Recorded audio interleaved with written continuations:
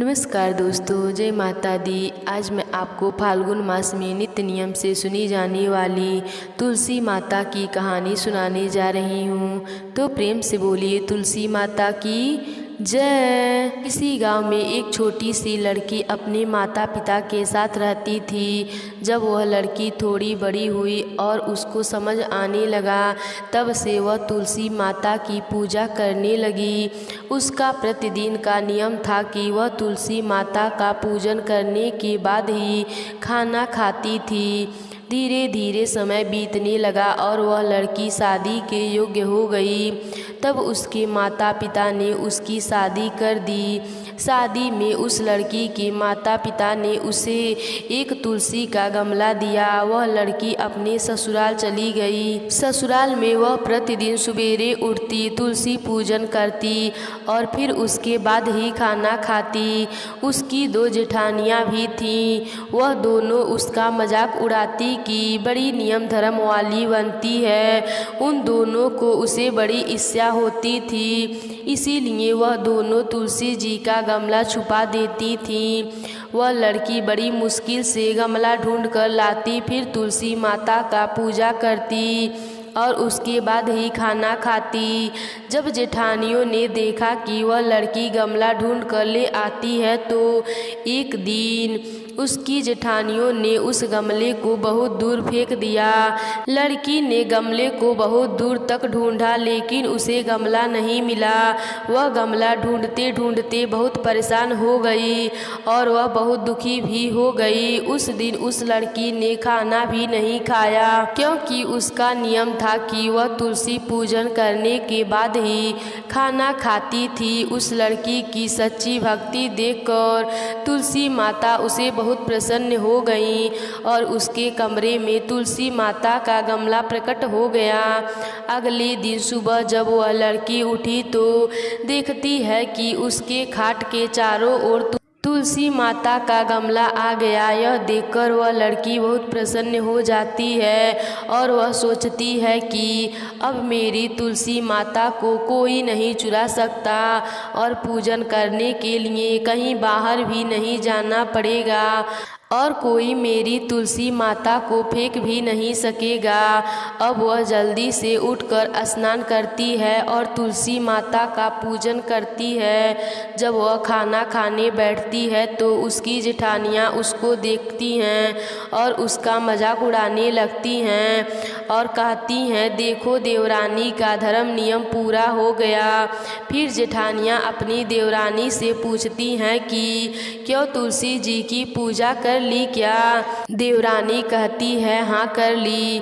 तब जेठानी कहती है, कहाँ से कर ली पूजा? गमला तो फेंक दिया था। देवरानी कहती है, दीदी देख लो मेरे कमरे के खाट पर तुलसी जी लग रही हैं। तब जेठानियाँ अपने देवरानी के कमरे में जाती हैं और वहाँ खाट पर चारों कोने पर तुलसी का गमला देखती हैं। तब जेठानियाँ अपने किए पर शर्मिंदा होती हैं और वो अपने देवरानी और तुलसी माता से क्षमा याचना करती हैं और कहती हैं कि छोटी, तुम्हारी भक्ति सच्ची है, हमने तुम्हें बहुत परेशान किया, हमें माफ़ कर दो। तो देवरानी कहती है, दीदी कोई बात नहीं, तुलसी माता आपको ज़रूर माफ़ कर देंगी। फिर जेठानी और देवरानी सभी मिलकर तुलसी पूजन करने लगीं।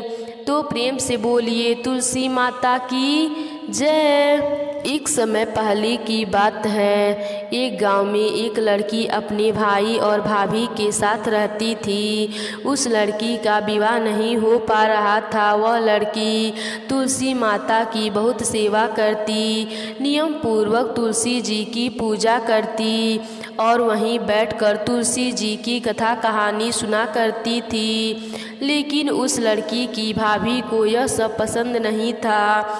वह हमेशा अपनी ननद को ताना दिया करती थी कि जब देखो तब तुलसी जी के पास बैठकर कथा कहानी कहती रहती है और कोई काम धंधा है नहीं। जब तुम्हारा विवाह होगा तो बारातियों को तुलसी खाने को दे दूंगी और दहेज में भी तुलसी ही दूंगी। कुछ समय बाद ननद का रिश्ता पक्का हो जाता है और विवाह का समय भी आ जाता है, लेकिन जैसा भाभी ने कहा था वैसा ही किया। तुलसी का गमला बारातियों के आगे फोड़कर खाने के लिए दे दिया। ननद तुलसी माता की परम भक्त थी। उसकी प्रार्थना करने पर फूटा हुआ गमला स्वादिष्ट भोजन में परिवर्तित हो गया और भाभी ने अपनी ननद को तुलसी की माला गले में पहना दिया और हाथों में पहना दिया। तुलसी माता की कृपा से वह हीरे मोती में बदल गए। वस्त्रों के जगह भाभी ने जनेऊ रख दिया जो सुंदर रेशमी वस्त्रों में बदल गया। इसके बाद ननद को विदा कर दिया। ननद विदा होकर अपने ससुराल पहुंच गई। ससुराल में सब ने ननद को इतने गहने पहने हुए देखे और इतना सामान लाते हुए देखे तो सब गांव वालों ने ननद की खूब प्रशंसा की।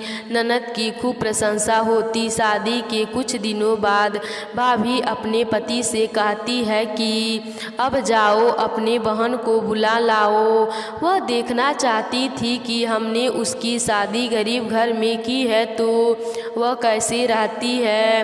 भाई के पास अपने बहन को देने के लिए कुछ भी नहीं था। इस बात से वह बहुत मायूस था, लेकिन वह अपनी बहन को लेने के लिए चल पड़ा। जैसे ही वह बहन के घर पहुंचा तो वह सोचने लगा मैं अंदर कैसे जाऊं। सब लोग देखेंगे, कहेंगे कि मैं पहली बार बहन के घर आया हूं और कुछ भी लेकर नहीं आया हूं। लेकिन तभी छत से बहन ने उसे देख लिया और बहन ने अपने भाई को अंदर बुलाया। अंदर आकर भाई ने अपनी बहन के सास से कहा कि मैं अपनी बहन को ले जाने के लिए आया हूँ। लेकिन उस लड़की की सास ने कहा नहीं, मैं अपनी बहू को नहीं जाने दूंगी। जब से मेरी बहू आई है तब से हमारे घर में बहुत ही सुख शांति और खुशियाँ आ गई है और मैं अपनी बहू को कहीं जाने नहीं दूंगी। लेकिन भाई के बार बार आग्रह करने पर लड़की की सास ने 2 दिन के लिए अपनी बहू को उसके भाई के साथ भेज दिया। लड़की अपने भाई के साथ अपने मायके आ गई। भाभी उसे देखकर चौंक जाती है। वह लड़की बहुत सा गहने पहने हुए थी और बहुत सा सामान लेकर आई थी। भाभी यह सब देखकर पूछती है कि हमने तो तुम्हारा विवाह गरीब घर में किया था, फिर तुम इतने गहने और इतना सामान कहाँ से लाई हो। तब उस लड़की ने कहा भाभी यह सब तो तुलसी माता की कृपा है। भाभी ननद से और ज़्यादा जलने लगी। 2 दिन के बाद ननद अपने ससुराल चली जाती है। इसके बाद भाभी अपने बेटी को भी तुलसी माता की पूजा करने और उनकी कथा कहानी सुनने के लिए कहती है और कहती है कि तुम भी तुलसी माता की पूजा करो। देखो बुआ ने तुलसी माता की पूजा की थी तो उन्हें सब कुछ मिल गया।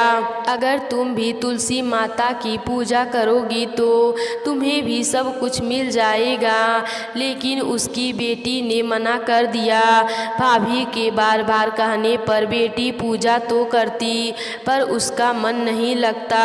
वह तुलसी माता की पूजा मन से नहीं किया करती थी, लेकिन भाभी जबरदस्ती उसे पूजा कराया करती थी। भाई की लड़की की भी शादी तय हो गई। उसके शादी का समय आ गया।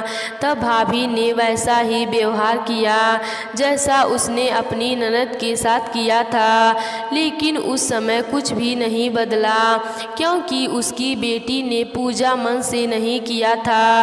लड़की अपने ससुराल चली जाती है। वहाँ भी उस लड़की की बहुत बुराई होती है। सब गांव वाले उस लड़की और उसकी माँ की बहुत बुराई करते हैं। कुछ दिनों बाद उसकी माँ अपने पति से कहती है, जाओ मेरी बेटी को ले आओ।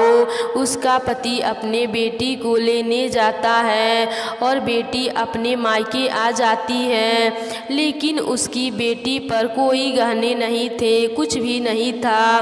वह बहुत ही गरीब हालत में थी। तो भाभी यह सब देखकर कहती है कि तुमने अपनी बहन का विवाह तो अच्छे घर में कर दिया।